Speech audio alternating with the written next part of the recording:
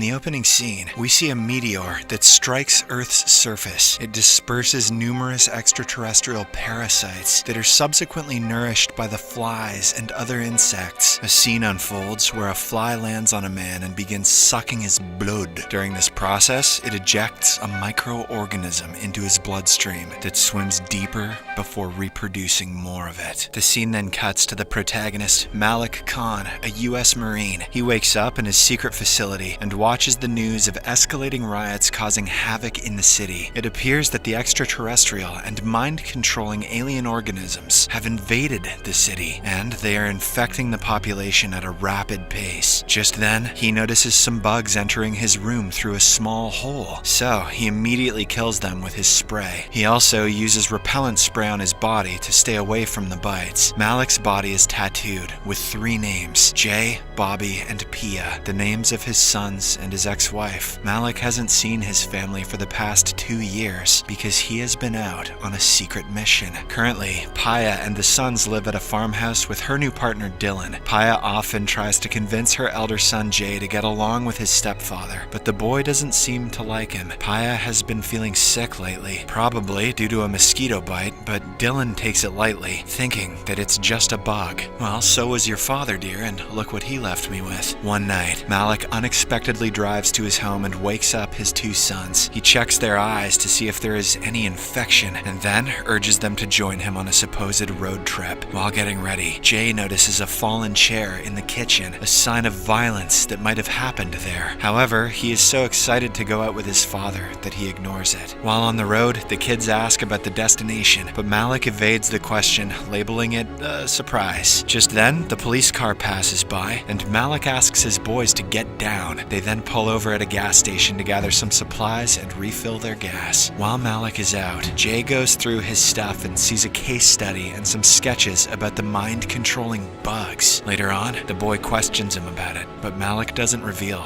too much. Hours later, they are pulled over by a patrolling police car. Though Malik is polite, the officer gets hostile and aggressive, indicating that he isn't in his correct state of mind. Right then, Malik sees something moving behind his eyes and concludes that the cop has been infected by the parasitic organism, turning him into a pig-skeeto. Sensing the imminent danger, he opts to leave, but the cop holds him at gunpoint. As a result, a physical brawl ensues between the two. Fortunately, Malik manages to knock the officer out before driving away. In the aftermath of this event, Malik confesses to his boys that this is not a road trip, but a mission to rescue humanity. The boys tuck and roll their asses out of the car because now they know Daddy's gone insane. He reveals that an alien parasite has taken control over the planet and their mother has been infected as well. He asserts that as much as half the population has been infected by this alien parasite, which is using human bodies to reproduce. Malik emphasizes their need to get to a secure facility where scientists are attempting to find an antidote for the alien onslaught. In the interim, they must exercise extra caution and safeguard themselves from the parasites using bug spray, which acts as a protective barrier. That's lucky. The 2 boys seem to be scared by this revelation, but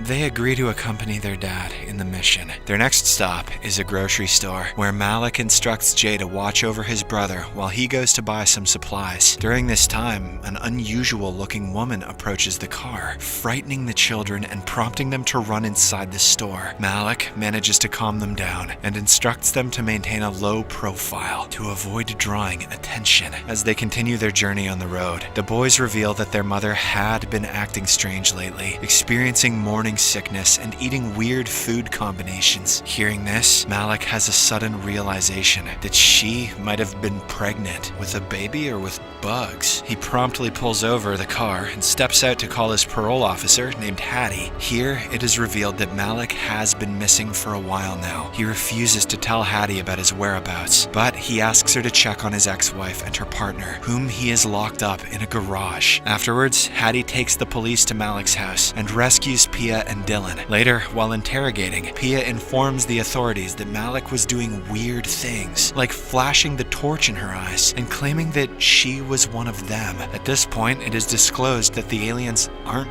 real and that Malik has kidnapped his children. We also learn that Malik had been seeing a psychiatrist, which indicates that he isn't mentally stable and that he has been imagining things about world destruction. That's wild. I was just joking earlier. The feds then talk to Hattie regarding her experience with Malik. In response, she tells them that he is a good and polite guy who loves his children more than anything and won't hurt them. However, the FBI agents don't believe this because he has a gun with him. Furthermore, they recount how Malik had once lost control and brutally injured his own senior officer, leading him to be imprisoned for 2 years. The agents then decide to track him down as soon as possible before anything bad happens. Later, the FBI heads, Lance Dunn and Shepard West, conduct a meeting at headquarters and form a team to locate Malik. They instruct their team to make all the necessary calls and scan every pixel of CCTV at every gas station. Shepard believes that Malik has now manipulated his children, and, being a desperate man, he can turn on them at any moment. In the same evening, Hattie, who wants more insight into the case, visits a bar to meet Raoul, a former Marine comrade of Malik. As they converse, Raoul describes the assault incident that caused Malik to get dishonorably discharged from the Marine Corps. In addition, he shows her some of the letters and dark drawings he received from Malik. All of this makes her realize that Malik is suffering from a psychotic disorder, due to which he is having the alien attack hallucinations. On the other hand, Malik and his sons are still on their way to the secure facility, blasting T-Swift and eating popsicles. One night, they stop by a huge field-like area and camp under a big rock. While Bobby is sleeping, Jay and Malik recount some fun moments from the past. In the midst of their conversation, Malik sees hundreds of meteors in the sky and praises their beauty. The boy looks up,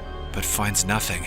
It is at this time that Jay begins to suspect that there is something wrong with his father. Early the next morning, as the trio is preparing to resume their journey, they find that their car's tire is flat. Despite this, Malik continues to drive, hoping that they can find a place to fix it. Eventually, they come across a car in front of an old cabin. Malik sneaks into the place in search of the keys, but he is suddenly confronted by the owner. Because of this, the two get into a physical altercation. Both of them go back and forth for a while, but in the end, Malik manages to get away after knocking the man down. However, he is also injured in the process. Following this, Malik teaches Jay how to drive in order to get them to safety. After several hours of driving, they arrive at a deserted mining town of Los Lunas and spend the night in an abandoned house. The next morning, while Malik sleeps off his injury, Jay drives off to get his father medicine and food. Upon arriving at a store, the owner notices Jay's nervous face and senses something amiss. His suspicion further raises when the boy hands him a note with some blood stains. He then follows Jay to the car and offers to help if he is in danger. However, the boy pretends to be fine and drives away. On his way back, he overhears on the radio that his father is a wanted man for kidnapping his 2 children. He also realizes that his father has misled them about his 2-year secret mission. In reality, he was imprisoned in Leavenworth for beating up his senior. Meanwhile, the old man's sons, Dwight and Kurt, arrive at the cabin and find him lying down unconscious on the floor. After calling an ambulance, the 2 of them set out to locate the person who attacked their father. When they spot his car en route, they start pursuing it. Back at the abandoned house, Jay angrily confronts his father, demanding answers. With no options left, Malik finally confesses that he lied about being on a secret mission. He also says that his brain has been playing tricks on him. Before they can discuss further, Dwight and Kurt take Bobby hostage and threaten Malik to surrender himself. When the latter slowly opens the door, they open fire, forcing him to retreat. After instructing Jay to stay hidden, he rushes to the car, grabs his gun, and engages in a firefight with them. He eventually manages to save Bobby and apprehend both men without killing them. After this, he steals their car and escapes with his boys. Dad's doing a pretty good job. Maybe the aliens are real. Yeah, it's the rest of the Marines who are wrong. This incident makes Malik realize that he is a threat to his own children. As a result, he stops by a phone booth and calls Pia. He gives her the address of a diner, saying that he will be leaving the kids there. Pia tries to persuade him to surrender, but he refuses to go back to prison. He then bids a final goodbye to his children and continues his road trip. he's heading to Disney World to fulfill his lifelong dream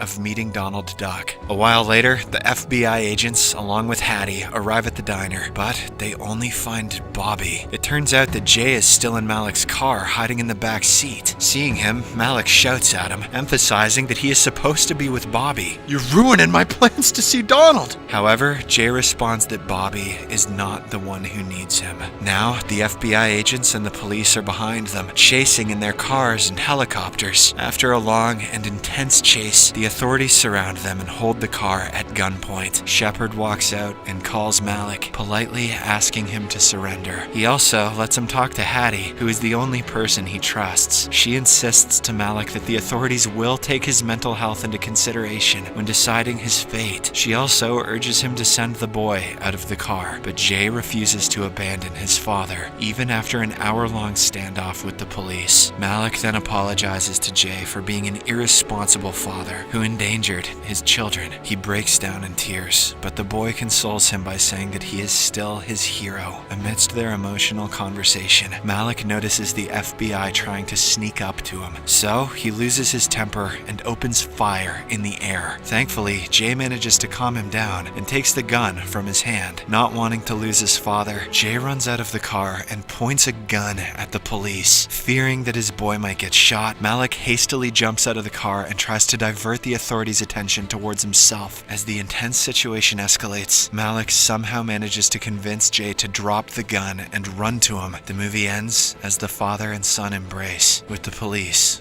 lowering their